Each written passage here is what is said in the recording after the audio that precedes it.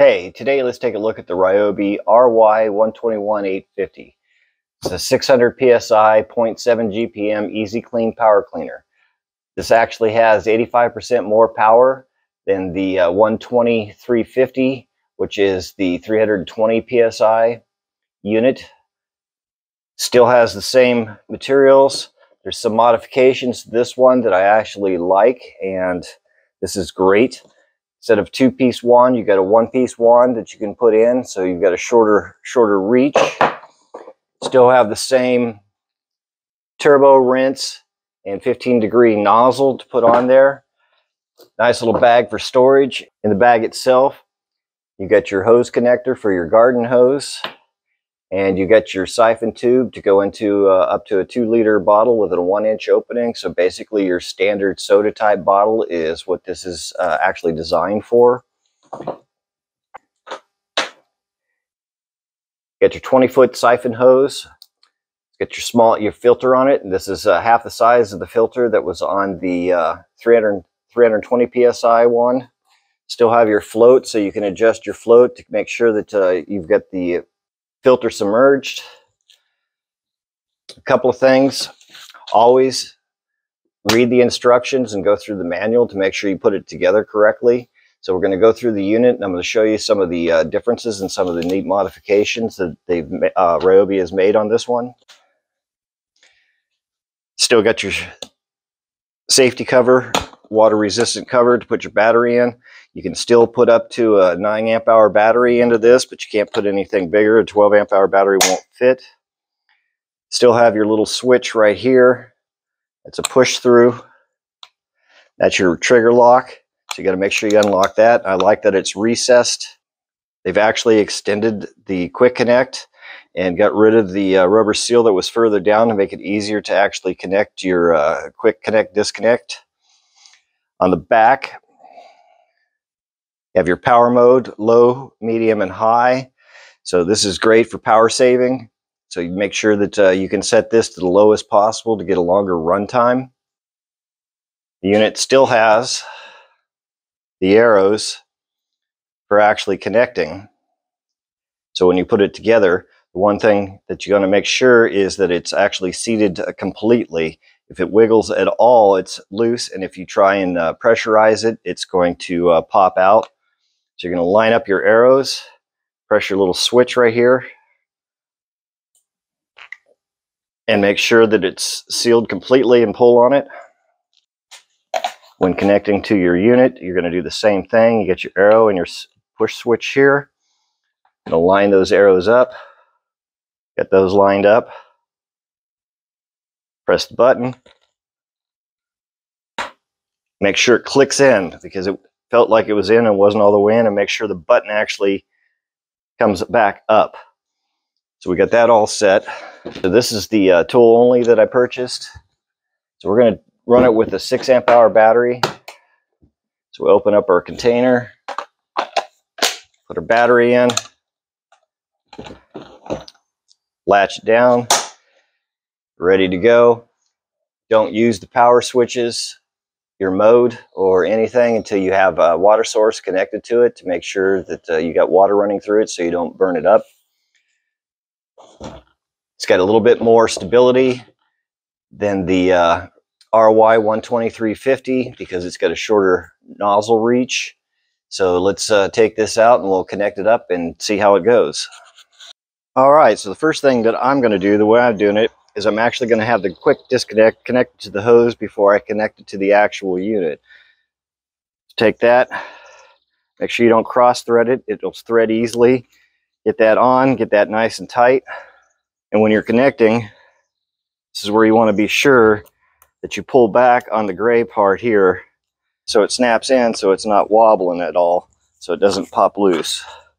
We're going to turn on our water source, starting out with 15 degrees. Make sure that you have your water on full.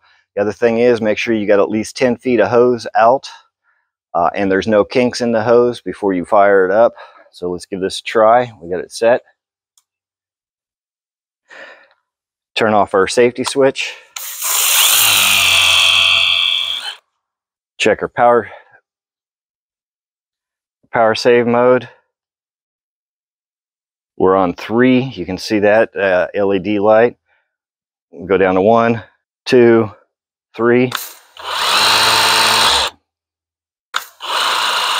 So you can see for low, you're not getting much pressure, so this is nice and easy for some of your different smaller items to wash off. Go to 2, a little bit more, go to 3.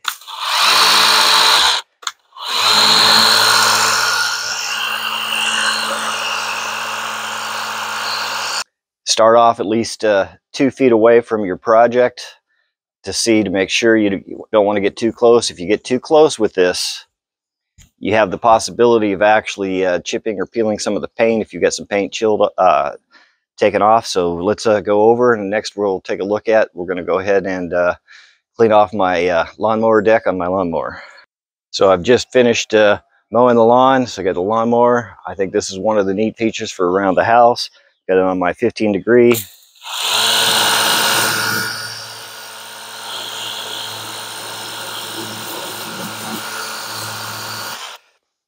Get all the grass off. Going to turn it up to turbo to get the edges.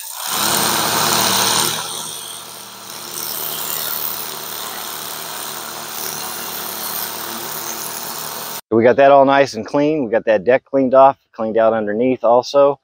Next, let's go ahead and try it with the 5-gallon bucket and the siphon hose and see what happens with that. So we're going to clean out the inside of my recycle bin. Still using the same 5-gallon bucket of water. Come over and do a lattice work gate.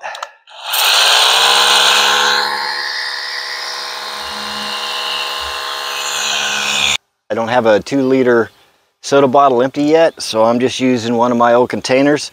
Anytime you put a container on it, you are going to have to hold it with your hand because it gets kind of heavy. But here we go. Does a great job.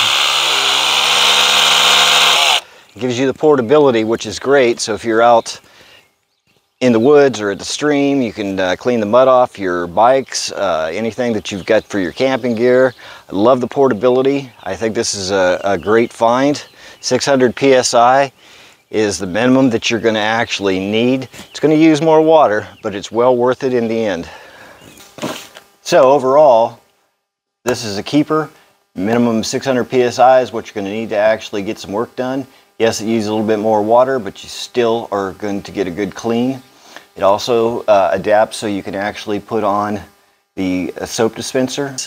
With using this 600 psi cleaner, I used a 6-amp-hour battery for all my testing, and then I actually use it to wash and rinse the truck and the gates on my fence to the back, and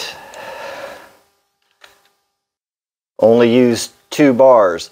So basically, I got about 40-45 minutes of operation with the 6-amp-hour battery.